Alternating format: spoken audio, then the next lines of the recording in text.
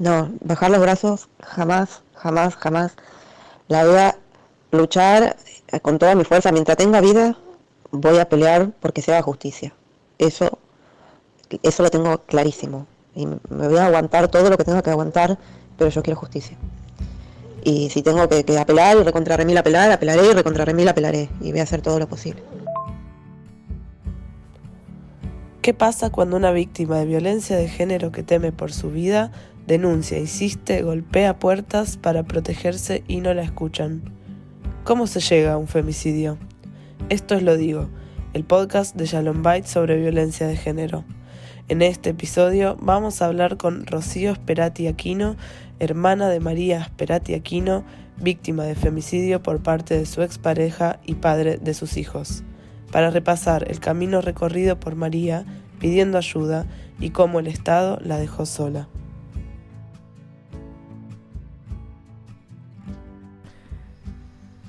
Bienvenidas y bienvenidos a un nuevo episodio de Lo Digo, el podcast de Shalom Bait. Soy Tamara Santoro Neyman, soy parte del equipo de Shalom Bait. Me acompaña Fernanda Tarica. Hola, Fer. Hola, Tami. Este episodio de Lo Digo es en el marco del 10º aniversario de Ni Una Menos, de aquella movilización en el año 2015, en el que miles de mujeres salimos a las calles en todo el país para gritar Ni Una Menos, para gritar basta de violencia de género, basta de femicidios. El espíritu de este podcast es poder darle espacio a las voces de las víctimas y sobrevivientes de la violencia de género, poder escucharlas en primera persona sobre sus experiencias, recorridos, vivencias para salir de la violencia. María Sperati Aquino hoy no puede estar acá porque la asesinó su exmarido de 2 disparos frente a sus 2 hijos. Hoy queremos hablar de ella, de lo que le pasó, de su historia, que es la historia de miles de mujeres que todos los días luchan para obtener protección frente a la violencia de género, que día a día buscan justicia y no la obtienen. Nos importa hablar de esto porque no nos acostumbramos a que pase, porque no naturalizamos la estadística de que una mujer sea víctima de femicidio cada 36 horas en Argentina. Sobre todo esto vamos a conversar hoy con Rocío Sperati Aquino, la hermana de María. Hola, Rocío. Hola, Tami. Bueno, antes de empezar a conversar con Rocío, también queremos compartir que hablar sobre María nos moviliza un montón, nos moviliza a todo el equipo. María participó de uno de los grupos en Shalom Bait y fue acompañada por nuestro equipo, pero también moviliza a todas las compañeras de María que la acompañaron y que formaron parte de su red, y que también luego lamentablemente del femicidio se organizaron y son parte hoy de otra red que se llama Justicia por María. Y bueno, para hablar de María nos encontramos hoy con vos, Ro, así que en principio también agradecerte un montón. Es súper valioso que estés acá, valiente, y bueno, muy importante para todas las personas que puedan hoy escuchar este episodio, y ojalá que sean muchas personas. Gracias. Bueno, a ustedes por invitarme y bueno, brindarme el espacio para poder contar o hablar sobre María, porque me parece muy importante que su memoria siga viva, y espero también este testimonio le sirva a otras víctimas. Seguro que sí. Bueno, y pensábamos en que en este contexto, ¿no?, de el Ni Una Menos, que es como ya una forma de mencionar, ¿no?, y asociar a los femicidios y a la violencia de género, ¿no?, quedó como ese término muy asociado. Sí. Bueno, y María no fue un número, ¿no?, de la estadística del 2023. Era una mujer, madre, una persona que tenía su vida, así que para empezar como un poquito y honrar su vida, nos pareció lindo preguntarte o que nos cuentes un poco cómo era María, cómo la describís, qué te da ganas de contar de ella más allá de después de empezar a hablar sobre su situación como víctima de violencia? Bueno, el primer adjetivo que usaría para describir a María es que era una mujer sumamente fuerte. Tuvo mucha fuerza antes de su intento de femicidio para soportar un montón de cosas, un montón de mandatos, y después de que ocurrió, de mucha fuerza para luchar por lo que le correspondía, ¿no? Y por sus derechos. Y nada, era una mujer muy trabajadora, emprendedora, artesana también. Le gustaba, tenía esa parte artística, le gustaba crear cosas con sus manos. Madre, lo más importante en su vida eran sus hijos, a quienes amaba con todo su corazón y hacía todo por su bienestar. Buena onda, divertida, compinche, tenía mucha energía, siempre ganas de hacer cosas, de viajar, bueno, era una persona con mucha vitalidad. Ro, y bueno, vos que acompañaste de cerca a María a lo largo de toda su vida y también en todo el camino que recorrió desde que empezaron a ocurrir las violencias previas al femicidio, a lo largo de los años también como víctima de violencia de género en su hogar. ¿Qué nos podés contar sobre todo ese camino, sobre cómo fue también su llegada a Shalom Bait, sobre cómo empezó a identificar esas violencias y bueno, de todo su proceso que nos quieras compartir? Bueno, María era una persona a la que le costaba mucho mostrarse vulnerable, ¿no? Tenía un carácter fuerte y nunca hasta el primer intento de femicidio, nunca se reconoció como una víctima de violencia. E incluso cuando ocurrió el primer intento, todavía no se reconocía a ella misma como una víctima de violencia de género. Fue algo que tardó en incorporarlo y en comprenderlo. Y bueno, asistir al grupo de terapia de Shalom Bait fue vital para que ella empezara a darse cuenta de las cosas que estaba viviendo, que tenía naturalizadas y que en realidad eran violentas. ¿Y cuáles eran esas cosas? Ella era una mujer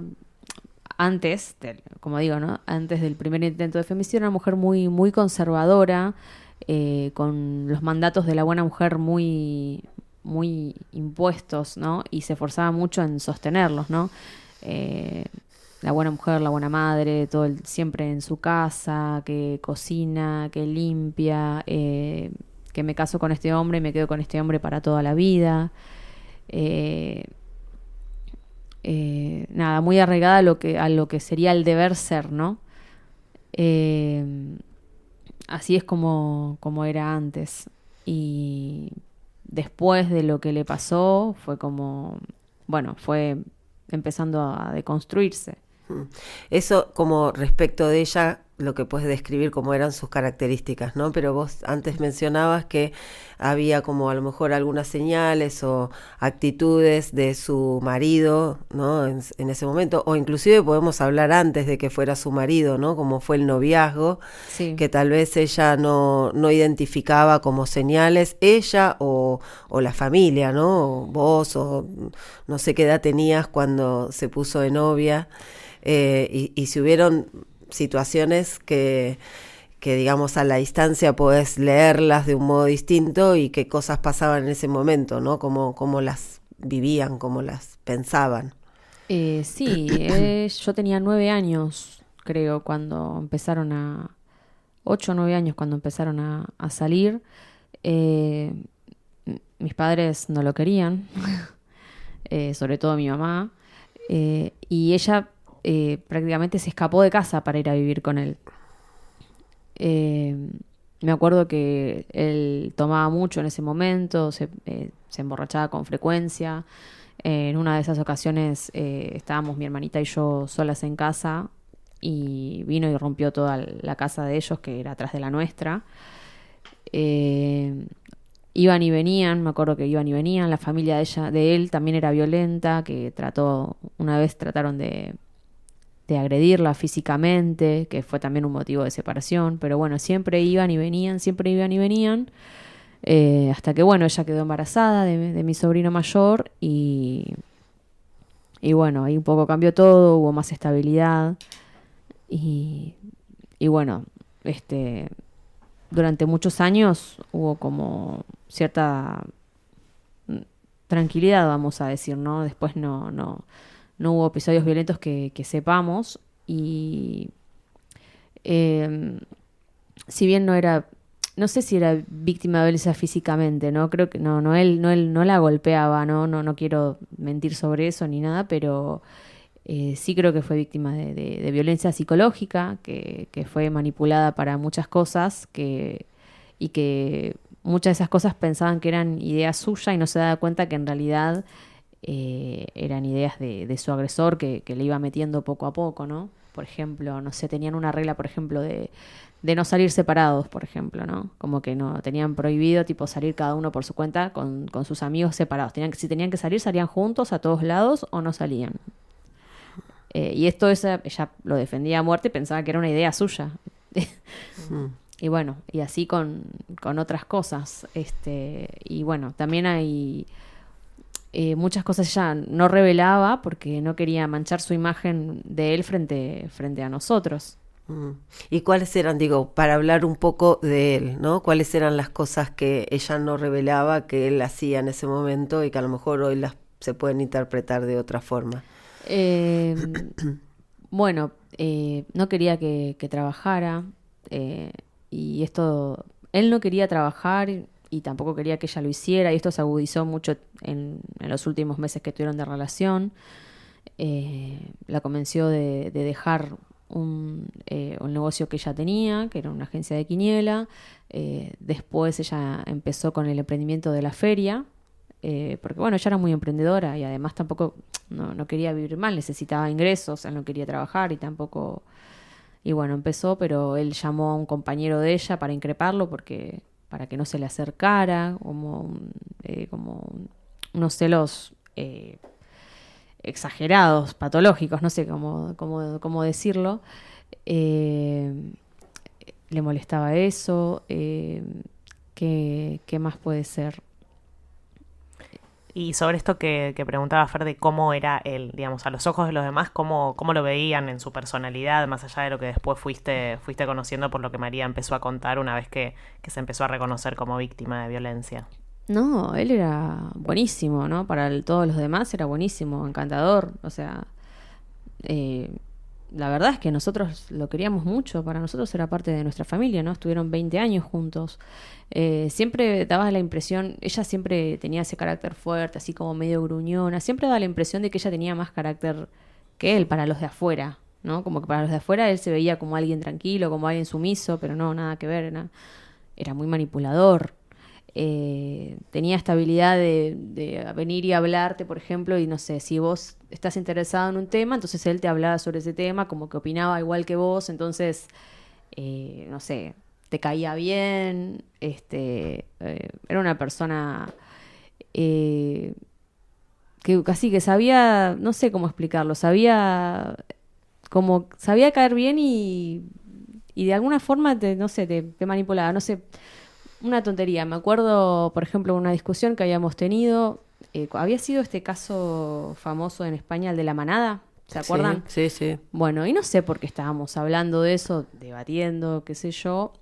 Y no sé qué, la agarra y dice, ay, bueno, dice, pero ellos estaban borrachos, que no sé qué cosa. Entonces me acuerdo que yo me había re enojado, estaba eufórica, y le dije que no podía decir eso, y lo eché de mi casa. Que no se fue igual, nada, qué sé yo, pero... Y al otro día vino y me pidió perdón, así de una manera que la que me hizo sentir mal. O sea, era algo en lo que yo tenía razón y lo sabía, pero el hecho, la forma en que él vino a disculparse me hizo sentir mal, como si yo hubiera hecho algo malo. Porque a mí en ningún momento se me ocurrió pedirle perdón.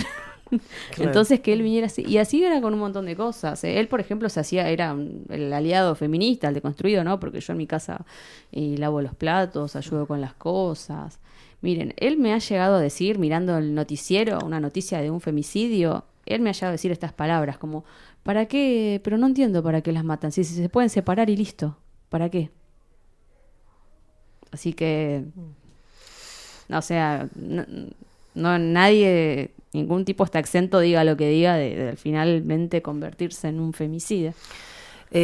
Nada, muy importante todo esto que estás diciendo, Ro, porque hace un ratito habías dicho que no, como no quiero mentir, ¿no? Como ese cuidado de no decir algo que no tenés certeza, ¿no? Que si había ejercido violencia física antes del episodio que María después denuncia por intento de femicidio. Y pensá dos cosas, ¿no? Por un lado, esa precisión de no decir algo que no supieras. Y por otro lado también es muy importante decir es que no hay que esperar, ¿no? Que haya violencia física para pensar que podría ocurrir un femicidio, ¿no? Porque eso es una idea también, es un mito, ¿no? Como que un femicidio va a ocurrir en situaciones en donde la violencia física previa era como incontrolable. Tal cual, por eso muchas veces notas, por ejemplo, se equivocan o dicen, no, sí, la hostigaba o la golpeaba o la maltrataba, y cuando me tocaba hablar a mí yo corregía eso, porque para mí es importante decir esto, que no la golpeaba, no voy a mentir sobre eso, no tengo necesidad de hacerlo, porque no hace falta que la golpee para ejercer violencia. Ella era una víctima de violencia y fue asesinada por eso.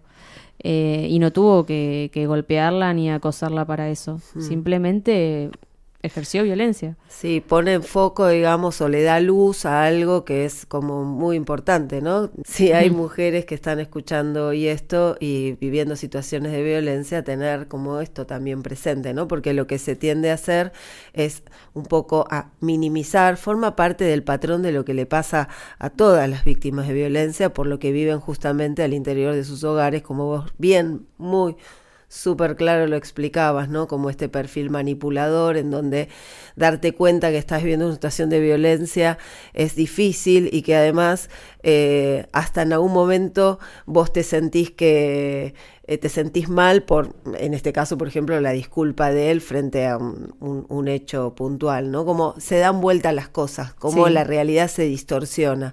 Sí, sí. Y se minimiza, se naturaliza la violencia y de pronto albergar la idea de que podés ser víctima de un femicidio es algo que quienes viven violencia no lo tienen tan presente. Seguramente María tampoco se imaginaba ni que iba a ser víctima de un intento de femicidio y mucho menos de un femicidio. No, ni María ni nosotros tampoco. Fue una total sorpresa cuando ella llama llorando y me dice que ahora le quiso matar. Nada, fue... Y la mayoría de los comentarios que hacían nuestros conocidos sobre eso era no lo puedo creer. Y a veces en nuestras actividades de prevención siempre planteamos eso, ¿no? Como la gente tiene en automático la respuesta de decir no lo puedo creer, pero que es muy, que significa un montón, porque finalmente se le dice eso también a quien está viviendo eso. De algún modo es como empezar a revisar eso que se dice en automático para en realidad reemplazarlo por algo que ojalá fuera no solo en automático, sino bien pensado, es te creo, contame, quiero escucharte. Sí, tal cual. La mayoría es eso. Mira, me acuerdo que una persona que no hizo eso fue la mejor amiga de mi mamá, que es activista feminista también, que empezó con... Y ella, por ejemplo, nunca le dijo eso. Creo que fue de las pocas personas que nunca le dijo no lo puedo creer, sino que la escuchó activamente y bueno, como tiene que ser, digamos. Pero sí, además es casi como que te invalida un poco, ¿no?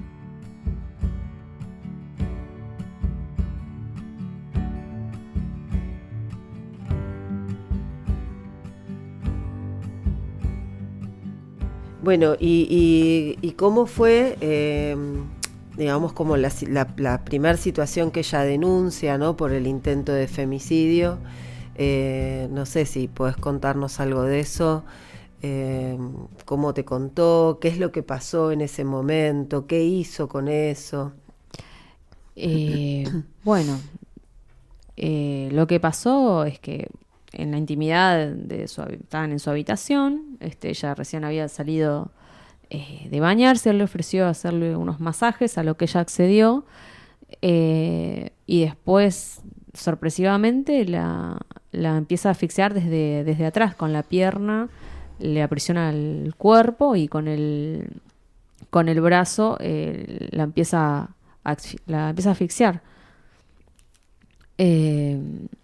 Ella me dijo que trataba de gritar, pero que no podía, pero se ve que algún ruido hizo porque mi sobrino más chico escuchó algo y golpeó la puerta, pero nadie abrió. Entonces entró a la habitación y vio la situación en la que él le gritó que se vaya, pero él quedó ahí paralizado. Entonces la suelta y ahí entonces ella puede gritar: por favor, llamen a la policía, que me quiere matar.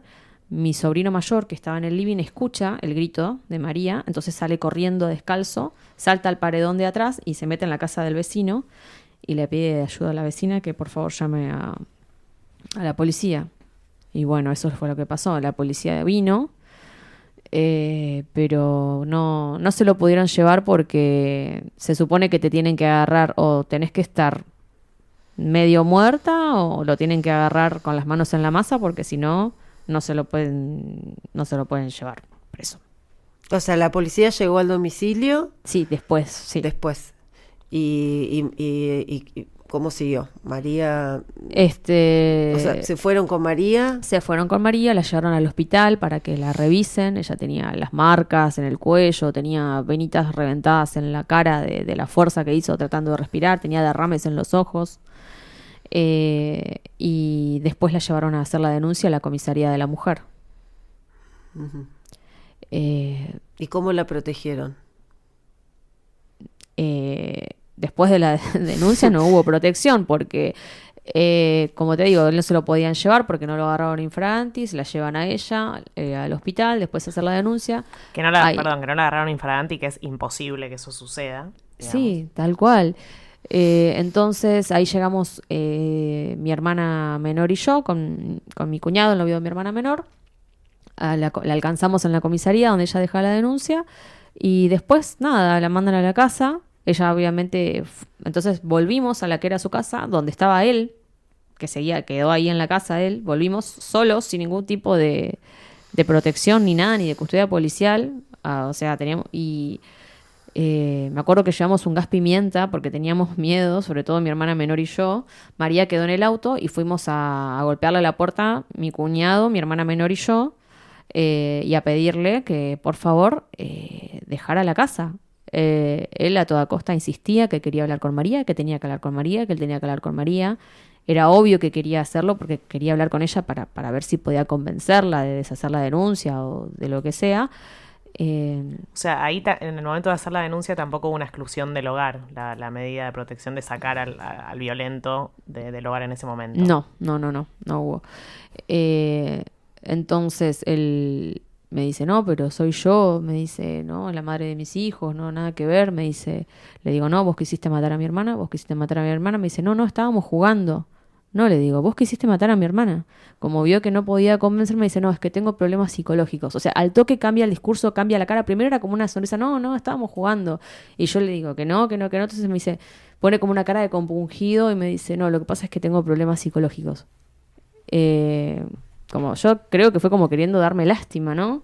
Y le digo, bueno, no sé, entonces te tenés que hacer tratar porque en este momento sos un peligro para tu familia. Le digo, tenés que irte. Me dice, no, yo no me voy a ir porque esta es mi casa, yo no me voy.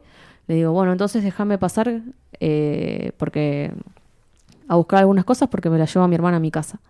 Entonces él sale un momento afuera donde quedan mi cuñado y Sofi como vigilándolo y María y yo entramos. María entonces entra y le dice María, pero ella lo ignora y entramos a buscar algunas cosas, como cosas para los chicos, las llaves y cosas que necesitaba para poder pasar la noche en casa. Y bueno, se quedó él ahí, pero después se fue, no por alguna medida, sino porque llamamos a su hermana. Le contamos la situación y al otro día fue la familia de él a hablar con él y se lo llevaron. Y bueno, después de esto, María tuvo que volver a esa casa porque cuando fue a averiguar, le dijeron que para que puedan poner medidas como perimetral y todas esas cosas, como que ella tenía que quedarse en la casa. Entonces ella volvió y se quedó ahí en su hogar. Y bueno, después ahí pusieron sin perimetral, la Secretaría de Género le dio botón antipánico, hubo rondín policial. En realidad se había determinado que haya una custodia policial, pero me acuerdo que vino el oficial, yo estaba en ese momento, le dice, no, mira, yo no puedo quedarme acá, le dice, porque no sé qué cosa, pero lo que puedo hacer es pasar muy seguido, le dijo. Y bueno, lo que hacía era nada, pasar seguido. A veces sí hacían custodia, me acuerdo que a veces María les llevaba café o los dejaba pasar al baño. Pero bueno, con el tiempo después, como él no volvió a acercarse, esas medidas no se renovaron. Uh-huh. Y en ese momento las medidas incluía también la protección a los chicos. Sí, creo que sí. No me acuerdo bien, pero me parece que sí. Uh-huh. Y en esa primera denuncia que hace María por el intento de femicidio, se había caratulado no como un intento de femicidio. No lo caratularon como intento de femicidio, sino como lesiones leves. Y este fue el principal error que se cometió, que fue una de las primeras causas por las que hoy María ya no está con nosotros, porque de haberse caratulado como corresponde, él tendría que haber ido preso. Ella lo habló con el fiscal en ese momento, habló con el siguiente fiscal después de ese, lo habló con el juez en persona, y cada semana iba a averiguar cómo iba la causa, y ella se cansó de preguntar, pero ¿por qué? Decía, ¿por qué no? O sea, lesiones leves no me representa, esa no es la verdad de lo que me pasó. Él me quiso matar, eso es lo que pasó, él me quiso matar, y lo decía, ¿por qué no pueden poner eso? Y la respuesta que le dieron, nunca me voy a olvidar, cuando me contó, la respuesta que le dieron es que como la estaba asfixiando, pero se detuvo, cuando entró mi sobrino a la habitación, no había manera de probar la intención, porque se detuvo.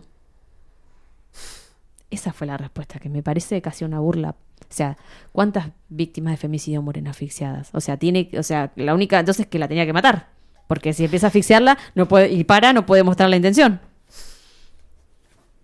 Claro, es como en sí mismo, ¿no? Una brutal contradicción, sí, ¿no? O sea, es eso. Intento de femicidio entonces no existe porque... No, entonces cualquiera puede intentar asfixiar y no va a ser intento de femicidio porque se detiene. O sea, no tiene sentido. Estuve toda la mañana dando vueltas por la comisaría de la mujer, de vuelta por la fiscalía, por el juzgado de garantías. Qué difícil, chicas, qué difícil. O sea, luchar tanto para tener justicia y no tenerla. La verdad que no. No hay caso de que quieran cambiar la carátula de mi caso. Está como lesiones leves y no como tentativa de femicidio agravada por el vínculo. Y en la fiscalía tienen 0 perspectiva de género. No la van a cambiar, ya me dijeron. Incluso ahora hay otro fiscal y tampoco la va a cambiar. Estuve hablando hoy y tampoco la va a cambiar. Así que nada, chicas. Un día estoy con los pelos de punta. Creo que hay una falta de capacitación en materia de género que es terrible. Ya desde las personas que le toman la denuncia, creo que hay mucha insensibilidad. Creo que prima un prejuicio machista que no te terminan de creer, porque si no, ¿por qué se cuestiona? Te está diciendo, me quiso matar. Están los hijos, o sea, tiene todas las marcas. Están los hijos que vieron, que presenciaron. No solo presenciaron, ¿no? Sí, o sea, fueron vitales para que se salvaran en ese momento. También, de algún modo, también fueron como víctimas en esa situación, sí. ¿No? Que un niño tenga que impedir el femicidio o el asesinato de su madre en manos de su papá es como una situación muy extrema para cualquier niño, ¿no? O sea, fue víctima primero de eso. Sí, ¿no? Sí.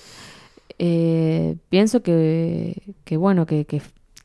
falta capacitación en materia de género, pero totalmente, y no es solamente mandarlos a hacer un cursito de la ley Micaela, tiene que realmente haber, pero no sé quién podría controlar esas cosas, pero creo que eso ocurre en muchos organismos, que no hay gente que está bien instruida para esas cosas. No sé, un ejemplo, creo que esto ya lo había contado una vez, pero por ejemplo, Después de que se separó, mi hermana obviamente estaba en aprietos económicos, había hecho la demanda de alimentos, pero no pasaba nada, no salía.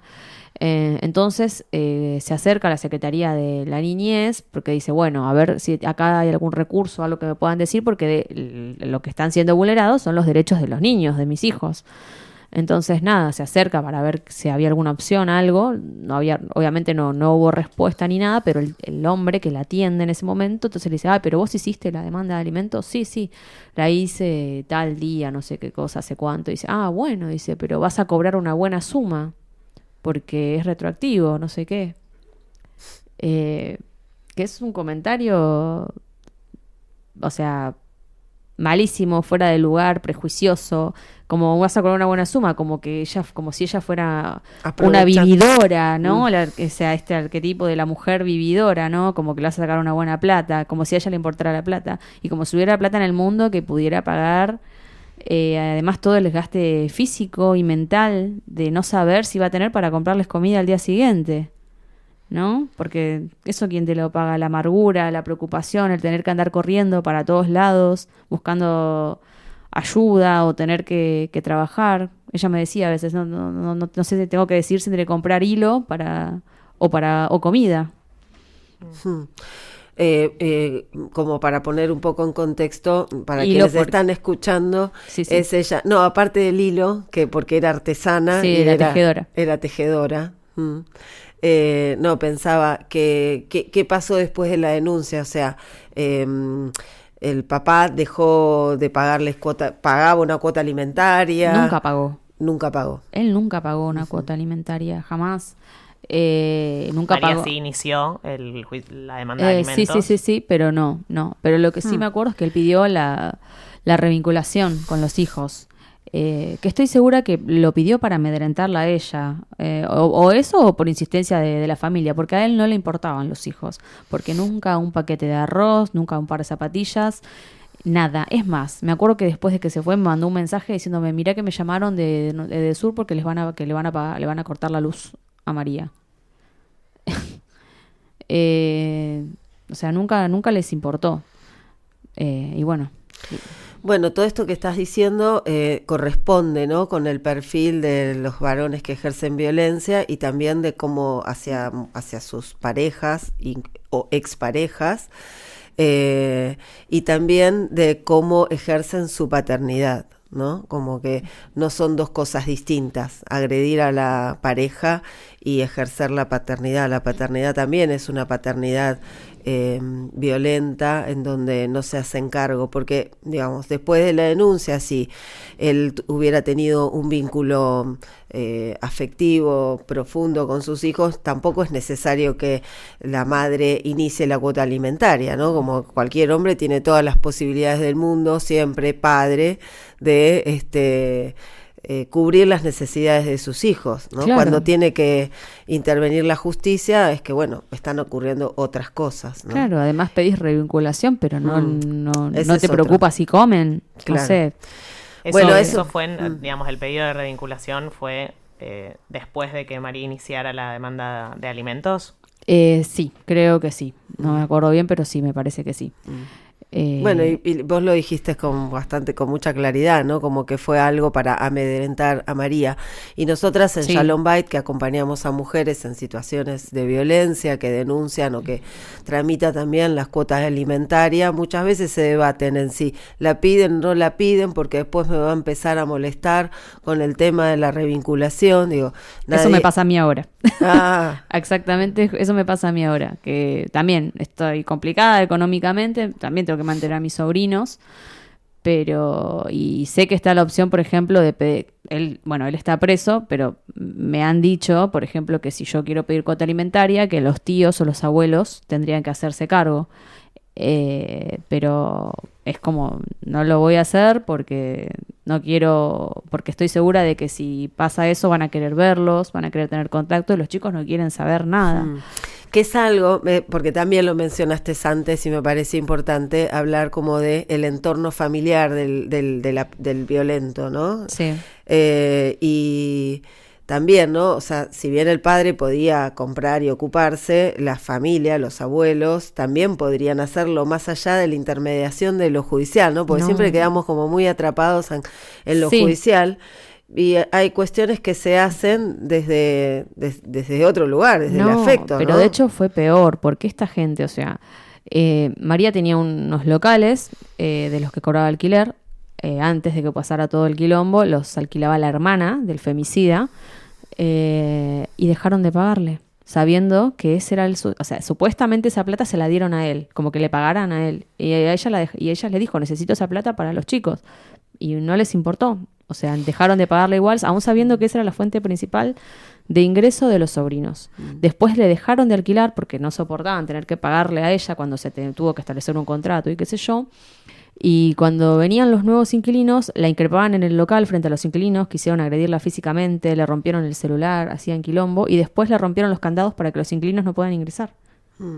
Lejos de hacer una generalización, en realidad nosotras, digamos, expresamos... estos son hechos, ¿no? O sea, lo que vos contás es un hecho. Y son hechos que se repiten. Lamentablemente se repite, ¿no? La familia de los agresores, de las personas denunciadas, también, digamos, como acompañan de algún modo. Y ejercen violencia. Y también ejercen violencia y presionan. Y también exigen, ¿no? Exigen el derecho de la revinculación cuando de pronto no están tan como... afines a defender el derecho del alimento, digamos, de sus nietos, de sus Es que así, familia. Tal cual, esos le mandaban audios a los chicos, las hermanas de él le mandaban así como diciéndole, no, pasa que tu papá está enfermo, tu papá te necesita más que nunca, vos no tenés que tener siempre con la frente bien en alto por tu papá porque nunca les hizo faltar nada, nosotros los queremos, nosotros los amamos, pero después hacían cualquier cosa, después hostigaban a la madre, después no pagaban y ellos en qué quedan. Le tuvo que mandar un mensaje pidiéndole que por favor no rompieran el local porque lo necesitaban alquilar para poder comer. Y ahí entonces, no, nosotros nos fuimos, nada que ver, pero era obvio que sí. Un poco estamos hablando de esto, ¿no? Dándole luz, que eso es y diciendo, ¿no? Como expresando las otras violencias a las que se enfrentó María y después se siguen enfrentando los hijos de María y también vos que sos la hermana y tu otra hermana, ¿no? Como no es algo puntual, el intento de femicidio como un acto extremo de violencia estaba como acompañado de un montón de otras violencias y el femicidio también, ¿no? O sea, no terminó la violencia con la vida, con la muerte de María, ¿no? Siguen ocurriendo todavía otras violencias, también en un contexto de violencia institucional, ¿no? Sí. Que también hay que... Sí, quería preguntarte sobre eso, Rochi, ¿cómo frente a ese pedido de revinculación en el contexto de las violencias que seguían ocurriendo, ¿no? Después del intento de femicidio, ¿cómo se posicionó la justicia en ese entonces frente a ese pedido? Bueno, accedieron de alguna forma y hacer entrevistas. Mandaron a un trabajador social a la casa de él y mandaron a otro trabajador social a la casa de ella para hacer entrevistas, hacer informes. Y después los chicos tuvieron como una entrevista con la jueza de paz. En principio le dieron como curso al pedido de él. Sí. Y después hablaron con la jueza de paz los chicos, que nunca me voy a olvidar, que les hizo preguntas, ellos expresaron que no querían verlo y me contaron que la jueza les dijo que ellos deberían darle una segunda oportunidad al padre.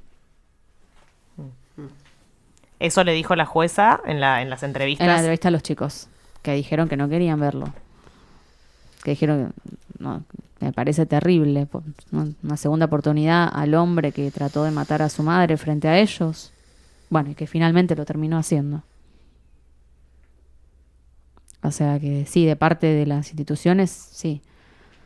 Y aparte es como una violencia eterna, ¿no? Ellos ahora quedaron huérfanos. Eso es para siempre, es irreversible. O sea, el último recuerdo que tienen de su madre viva es espantoso, agonizando en la vereda en un charco de sangre, y ellos sin poder hacer nada, porque tenían miedo de que él volviera y los matara. ¿Cómo van a arreglar eso? Nunca van a poder. Sí, es un dolor que los va a acompañar para siempre, a todos. ¿Querés contarnos cómo están? Bueno, esa es una pregunta muy difícil, que siempre me preguntan, ¿y cómo están los chicos?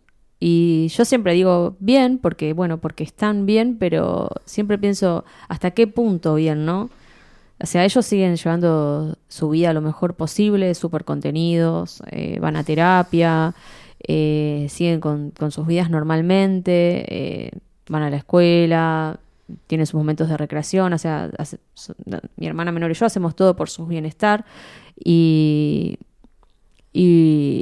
salen adelante, lo sobrellevan, pero siempre, aunque están bien, siempre pienso que nunca van a estar del todo bien, porque le falta a su mamá, y la perdieron de una forma espantosa.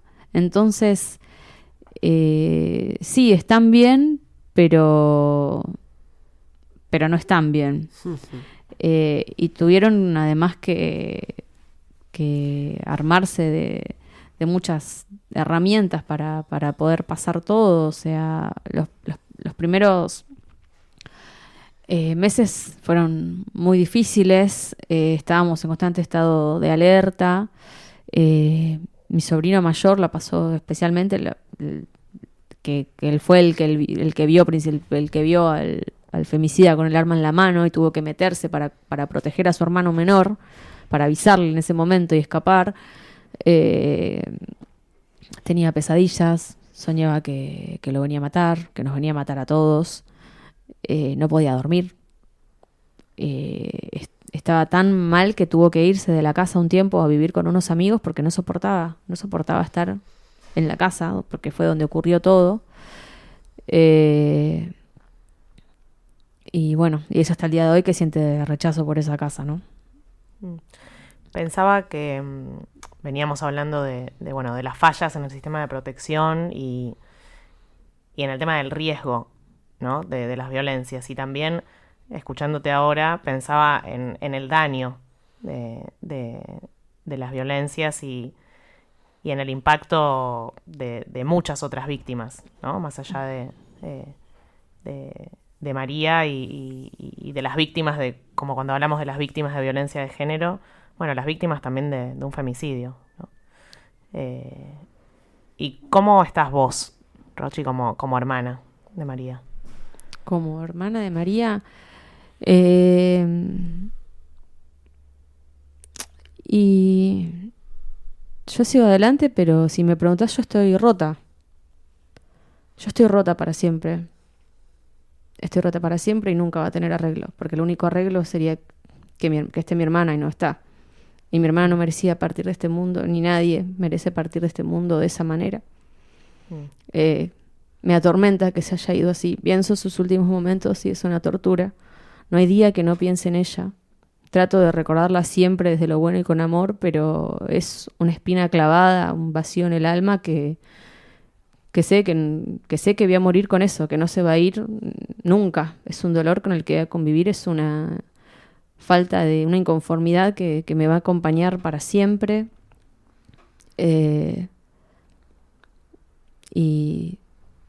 Y bueno, aún hago lo mejor que puedo, pero es algo que sé que no... Es una condena. Es una condena vivir así. Ahora estoy mejor, pero cuando el primer año fue fatal. Fue tan terrible que hasta me enfermé mucho. Y nada, sentía tanto dolor que deseaba morir. O sea, me sirvió mucho hacer terapia. Me sirvió mucho mi familia, mis sobrinos, que son mi faro, que es lo que me dan una meta en la vida, pero fue tan terrible que me llegué a preguntar ¿para qué nací si iba a sentir tanto dolor? pensaba, ¿no? Que vos también te presentás como cuando te hemos escuchado, ¿no? Porque bueno, de pronto pasaste a ser también como la voz de tu hermana, ¿no? O sea, tu voz, pero defendiendo como todo lo que vivió tu hermana y tus sobrinos que están viviendo, y muchas veces detrás de este grupo de Justicia por María o de otras personas que te quieren como quieren estar cerca y apoyarte. Nosotras inclusive desde Shalom Bait, ¿no? Te invitamos a participar de espacios y siempre te escuchamos con tanta claridad, con esas palabras justas, viste, que ahí apuntan como al corazón, y también con una fortaleza, ¿no? Como también vemos, ¿no? Esa fortaleza. Y bueno, pero detrás de esa fortaleza está Rocío, ¿no? Está ahí, no está detrás, está ahí al mismo tiempo, sintiendo, bueno, todo esto que obviamente más que legítimo sentirlo, y que no tenemos nada para decir, ¿no? Más que, bueno, estamos acá. Bueno, muchas gracias. Como podemos, cerca tuyo. Sí, y como siempre planteamos, como lo potente de un testimonio, ¿no? Que hoy es el tuyo. Y que nosotras podemos decir muchas cosas, ¿no? Desde de trabajar acompañando a víctimas de violencia de género todos los días, pero también nos interesa hacer esto y grabar este episodio también para que del otro lado llegue esto. O sea, Recuerdo que, digamos, cuando yo me acuerdo dónde estaba cuando me enteré de la situación. Me recuerdo perfecto el lugar donde estaba. Estaba saliendo de un evento de la Embajada de Irlanda que estaba empezando a darnos un apoyo para hacer esto. Mira. El podcast. Y de un evento de la Embajada de Irlanda que era por San Patricio, y que salí del auto y como me llegaron un montón de mensajes, notificaciones en el celular, yo ya había salido del estacionamiento y estacioné, y el teléfono empezó a hacer mucho ruido, y ahí miré y recibí los mensajes, ¿no? Y no me pude mover. Me quedé ahí sentada, ¿no? Como en el auto sin moverme un rato largo. No puedo imaginarme tu momento. Bueno, te cuento cómo fue. Cuando yo me enteré, me llama mi cuñado, el novio de mi hermana menor. Cuando me despierto, yo tenía llamadas perdidas de Sacha, pero no las había escuchado. No sé si el celular no sonó o yo dormí muy profundo. O sea, yo me levanté con la alarma para ir a trabajar. Me llama mi cuñado y me dijo que Sacha lo había llamado. No, miento, no sé si fue mi cuñado. Fue mi hermana Sofía, me parece, que la había llamado a mi cuñado ella y me dijo que esta persona había atacado a María, pero no me dio detalles, solamente eso. Que iba a pasar mi cuñado a buscarme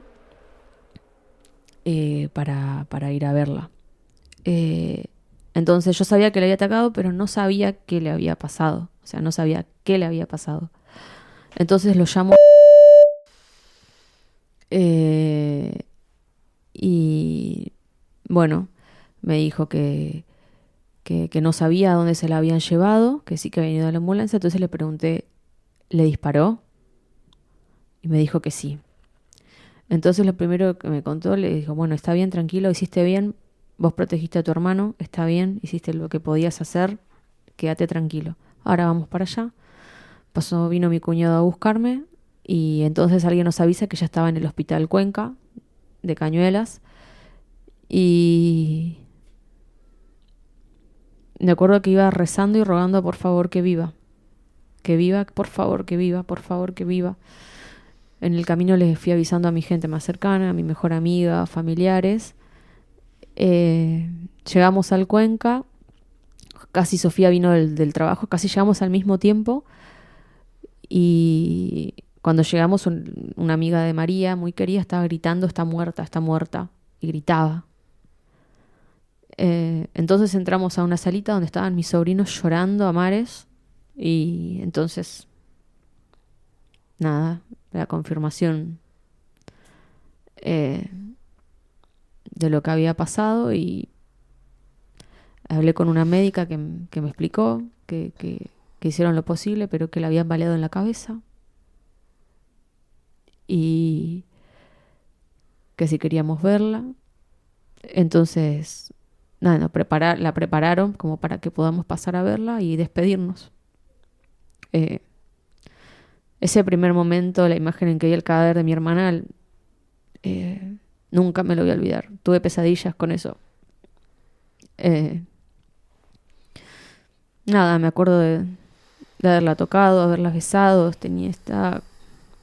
Estaba casi como siempre, pero fría. Todavía tenía el olor de su perfume, su piel suave, pero estaba fría. Y creo que, no sé si una trabajadora social o alguien de ahí nos preguntó si queríamos poner una canción o algo, y me acuerdo que pusimos Y sin embargo de Sabina para despedirla, porque ella amaba esa canción y amaba a Sabina. Y así fue como nos despedimos de ella en ese momento. Después de enterarnos del femicidio, también muchas quienes coordinaban el grupo que asistía a María también estuvieron bastante tiempo teniendo sueños y angustiadas, reuniéndose con las compañeras del grupo para acompañar y contener, que también estaban choqueadas, tristes, angustiadas, enojadas, con impotencia y a la vez con miedo, ¿no? También por sus propias vidas. Sí. Sí, recibí. Vos tuviste contacto, ¿no? Con algunas de hecho, sí, se armó esa red de Justicia por María, que básicamente es de muchas mujeres que la acompañaban en el grupo, además de otras víctimas de violencia o sobrevivientes. Sí, fueron excelentes, me ayudaron en todo lo que podían, estuvieron presentes. Y sí, me contaban que, algunas me decían que fue muy fuerte, porque encima, nada, como consideraban a María como la fuerte, como que una de las más fuertes del grupo, y que era como, si le pasó esto a ella, ¿qué me puede pasar a mí? Sí. Sí, un poco también pensando en las veces que, bueno, en estos últimos tiempos tal vez escuchamos que la violencia de género es un invento, una ideología, ¿no? Que la violencia no tiene género, mientras una mujer muere todos los días, ¿no? Uh-huh. Como hablar de esto es como hablar de los hechos y de las consecuencias que tiene la violencia, y ni que hablar un femicidio para la propia víctima, para la familia, para los amigos, las amigas, como que las consecuencias son muy grandes, ¿no? Y que y como decías antes, ¿no? Que sentías que era como una condena, que no es algo que es un tipo de consecuencias que se limita, ¿no? A una semana, 2 semanas, es algo que te deja una huella, un dolor, ¿no? Con los que van conviviendo. También tan importante, ¿no? Hablar de todo esto que estamos hablando, para como poner en la mesa, ¿no? Esto no es un invento, esto no es una ideología, esto no es una obsesión de las feministas, esto es la realidad, ¿no? Lo que viven miles de mujeres, y estamos hablando de que en Argentina una mujer es víctima de femicidio cada 36 horas. Sí, la verdad que siento que hay un retroceso en cuanto a cómo percibimos la sociedad en general, la violencia. Creo que también es una bajada de línea la actual gestión. No, no sé, últimamente me da la sensación de que estamos, no sé, como volviendo a cierto oscurantismo, ¿no? Como que había cosas que antes ya no se podían decir y ahora de repente se puede y es más, se defiende, ¿no? Como esto, por ejemplo, de que la violencia no tiene género. Bueno, todos los programas de ayuda a las mujeres que se recortaron en estos días, que supuestamente eran un gasto. Eso es lo que son, un gasto. Bueno, ya hablaste, ¿no? Mencionaste que como reparar, ¿no? Es muy difícil. En el 2018 el Estado, digamos, reglamenta la ley Brisa, que es la reparación económica para hijos e hijas víctimas de femicidio. Sí. ¿Pudieron acceder a eso? ¿Cuánto tiempo les llevó? ¿Cuánto representa, digamos, económicamente en las necesidades que tienen cotidianas? Y quien pudo acceder fue mi sobrino mayor, porque como es mayor de 18 ya pudo iniciar él mismo el trámite. Él cumplió 18 o sea, un mes después de que María falleció, él ya cumplió 18, entonces pudo iniciar el trámite. Le salió recién como 1 año y medio después. Y bueno, actualmente lo percibe y equivale a una jubilación mínima. Que bueno, le sirve para sus cosas, para la facultad, básicamente, y nada más. Y hasta ahí. Claro, solamente para sus gastos personales y la facultad y nada más. Así que, por ejemplo, a mí ese ingreso, o sea, prácticamente yo no lo percibo, o sea, no me sirve para el día a día, para darles de comer, por ejemplo, para pagar las cuentas, eso no me sirve. Y Tao también debería percibirlo, pero todavía no tengo la guarda, por una cuestión también de lentitud de parte de la justicia, todavía no tengo la guarda y entonces no puedo iniciar el trámite.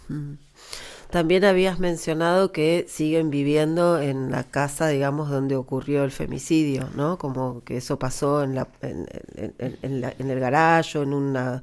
en la entrada, en la vereda. En la vereda, y sí, seguimos viviendo ahí. Más que nada por una cuestión de practicidad, por el tema donde los chicos van a la escuela, también tienen su centro de vida ahí, sus amistades y demás, entonces me mudé yo ahí con ellos. Pero ¿alguna vez consideraste la posibilidad, digo, si hubieras tenido recursos de como mudarte a otro lugar que no fuera esa misma vivienda, pero cerca del centro de actividades de tus sobrinos? Sí, o sea, pero bueno, es imposible, por económicamente es imposible, pero sí hubiera estado bueno más que nada por mi sobrino mayor que siente mucho rechazo por esa casa después de lo que pasó. Sí. Pero no hay recursos. No, lamentablemente no. O sea, yo ahí no tengo que pagar alquiler, si no tengo que pagar alquiler y se me hace imposible. Claro. Ro, se nos ocurrió preguntarte o hacerte, no sé si había, antes de hacer la pregunta, si a vos te quedaba alguna otra cosa. No. Si la idea es que nosotros vamos a intentar mover esto todo lo que podamos y hacérselo llegar a gente de los medios y bueno, y difundirlo, moverlo. Entonces, ¿cómo va esta pregunta, no? Como si tenés ahora la oportunidad de hablarle a un montón de funcionarios que están en el lugar de poder, de tomar decisiones. ¿Qué les dirías? Les diría que la violencia sí tiene género, que tienen que darle a esta problemática más importancia, mucha más importancia, y no lo que están haciendo, que es todo lo contrario. Hay muchas mujeres sufriendo, hay muchos niños sufriendo, y no quiero sonar exagerada, pero esto de que matan a una mujer por día es casi un genocidio. O sea, y no puedo creer la naturalización que le damos, pero todos, la sociedad toda, a lo naturalizado que está prender el noticiero y ver que mataron a una mujer. Es como no lo puedo entender. No lo puedo entender cómo lo seguimos soportando. Tan poco valemos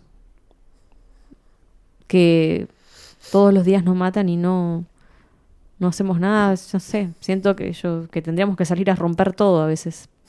Sé que no es la manera y demás y todo lo que dicen, pero no sé qué pensar. ¿Cómo puede ser que todos los días nos maten y no pase nada? Es gravísimo. O sea, se trata de una vida. Sí, también pensaba que a veces decimos que no podemos indicar, ¿no? Como si fuera una indicación médica, un antiinflamatorio, tipo un ibuprofeno, a alguien que viene con una angina de pecho, ¿no? Y muchas veces eso es lo que pasa frente a denuncias de violencia, en donde las situaciones son de alto riesgo. Las indicaciones, las medidas de protección muchas veces se parecen a pensar en un ibuprofeno como a una angina de pecho, ¿no? La restricción de acercamiento, la exclusión del hogar, ¿no? Y son las mismas mujeres las víctimas que preguntan, ¿y cómo me voy a garantizar que él cumpla? Es como en un desconocimiento total. Es un papel. Que del otro lado hay alguien que no está para cumplir, más bien está para incumplir, y con sus estrategias, diferentes estrategias para seguir desplegando, digamos, nuevas acciones de violencia. Y cuando las situaciones son de alto riesgo, la protección es por parte del Estado, es lo único que vale, ¿no? Y cuando ocurre un femicidio, el Estado es responsable. Sí, totalmente. No sé, ¿querés algo más para ir cerrando? ¿Algo que tengas ganas de expresar o tal vez no? Sí, bueno, que cuando ocurre un femicidio no es solamente, bueno, la víctima la que sufre, digamos, bueno, sí, es la única que muere, pero que son familias enteras que quedan destrozadas por la muerte de esa persona. Esas consecuencias quedan, sobre todo para los chicos, principalmente. Todos esos chicos que quedan sin su mamá, a veces en situaciones horrorosas, como pasó con mis sobrinos. Y que hay que tomar conciencia, todos, sobre todo los hombres, que veo que se involucran muy poco en estas cuestiones. Creo que tienen que tomar más parte activa. Todavía es cierto que hay mucha resistencia a reconocer la violencia, que se defienden mucho entre ellos cuando alguno tiene actitudes violentas, y me parece que falta más compromiso de parte de la sociedad en general, que hay que creerle a las mujeres cuando denuncian violencia, hay que creerles, no cuestionarlas. Primero de todo hay que creer, eso es lo primero. Si hay algo de lo que mi familia y yo tenemos la conciencia tranquila, es que apoyamos a María en todo. Conozco personas que son cuestionadas hasta por sus propias familias cuando son víctimas de violencia. Y nunca apañar a los violentos, ni siquiera aunque sea tu familia, ni aunque sea tu hermano, tu papá, un primo. Si es violento, es violento. Y también dejar de separar esto de, no sé, ay, es buen padre, pero qué sé yo, pero faja a la mujer, pero es un buen padre, o es tan buena persona porque hace esto. Nunca puede ser una persona ni buen padre alguien que violenta a una mujer, menos si es la madre de sus hijos. Y nada, eso, siento que falta más compromiso de parte de todos para eliminar esto. Que ojalá se tome más conciencia, ojalá. Bueno, ponerse los lentes violetas es desandar el machismo. Tener perspectiva de género es defender la vida, nada más ni nada menos. No solo la vida en oposición a la muerte, sino la vida digna, libre y sin miedo, que es un derecho básico de todas las personas. Las mujeres, niños y niñas merecen vivir sin violencia. Gracias, Rochi. No, ustedes. Muchas gracias.